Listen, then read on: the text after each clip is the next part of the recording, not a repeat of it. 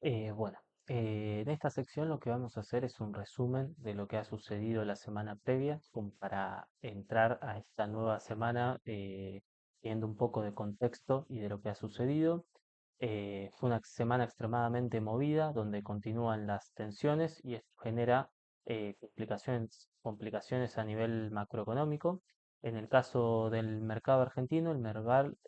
cerró en la zona de 1800 puntos, donde fueron las empresas energéticas aquellas que sostuvieron al índice principalmente, debido a que los activos financieros han tenido y han sufrido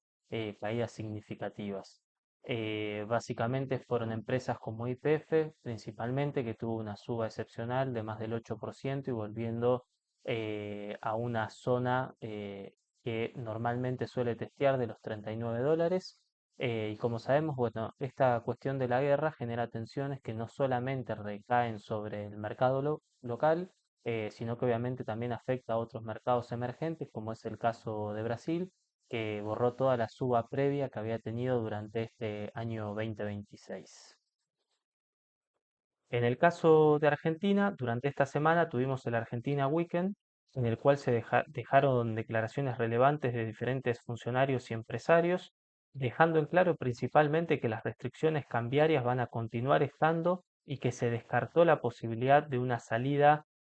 total del cepo, que como sabemos está interpuesto principalmente para las empresas, y una necesidad de profundizar primero el financiamiento local antes de solicitar el financiamiento en el mercado extranjero.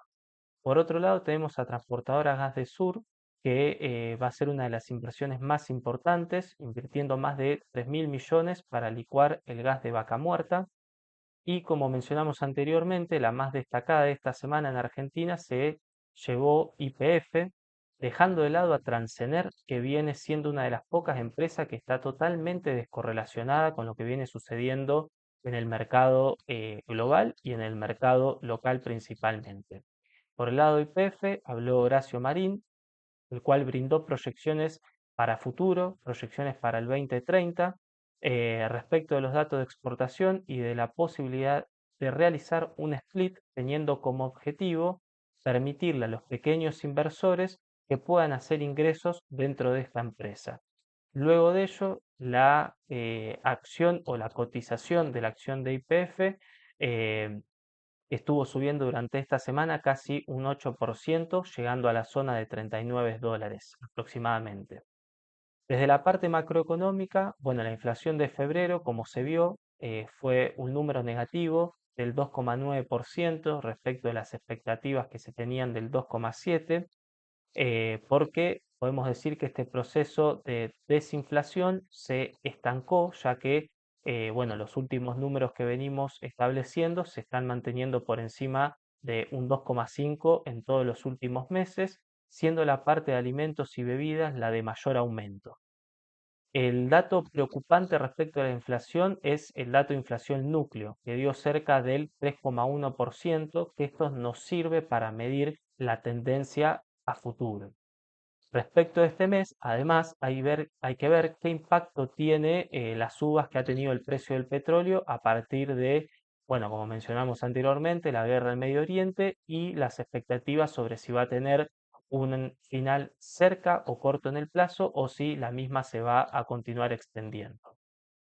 Por otro lado, también estuvo la licitación del Tesoro, en la cual se reclutaron más de 10,4 billones que se distribuyeron entre diferentes instrumentos, siendo uno de ellos el bono AO27, que fue de los más demandados.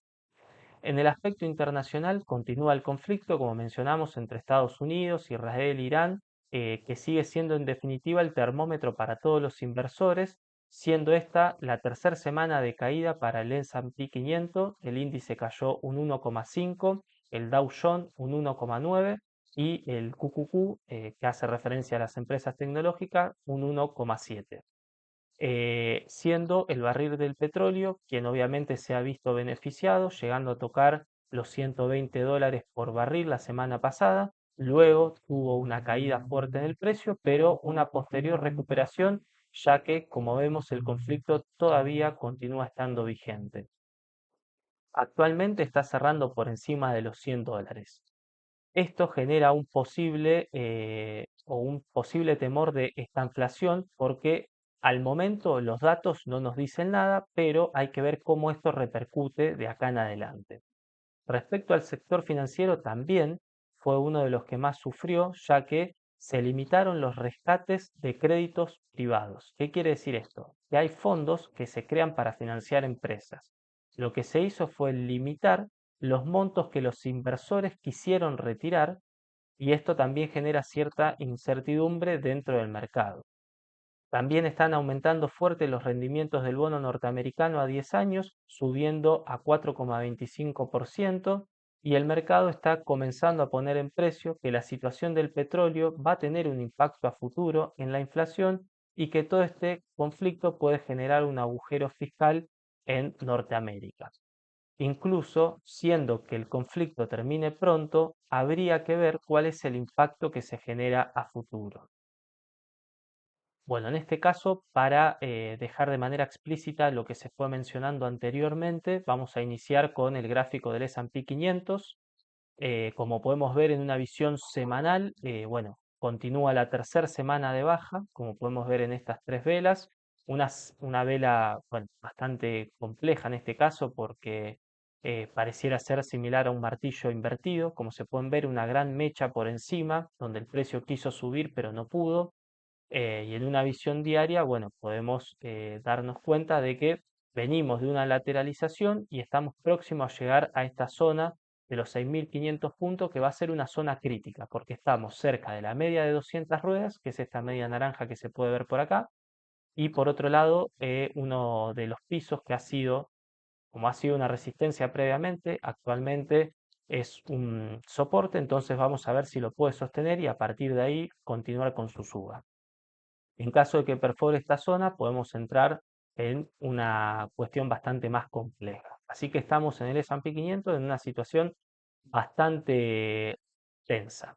Como mencionamos también, el precio del petróleo que llegó a cotizar por encima de, o en los $120, mejor dicho. Actualmente, como dijimos, está en la zona de los $100, como podemos percibir acá, previo a una caída que lo podemos ver en un gráfico de una hora, como llega al precio de los $120 prácticamente, y luego de eso comienza una caída a la zona de $77 y luego un rebote debido a que, bueno, como mencionamos anteriormente, el conflicto sigue vigente, así que esto para el precio del crudo lo va a beneficiar o lo va a ver al alza. También es una zona a tener en consideración como una zona de soporte los $77, que anteriormente fue resistencia, hoy se puede estar utilizando como una zona de soporte y bueno, el precio de los 120 también como un techo en el cual puede llegar a oscilar el precio durante las próximas semanas, todo dependiendo de qué sea lo que suceda con el petróleo.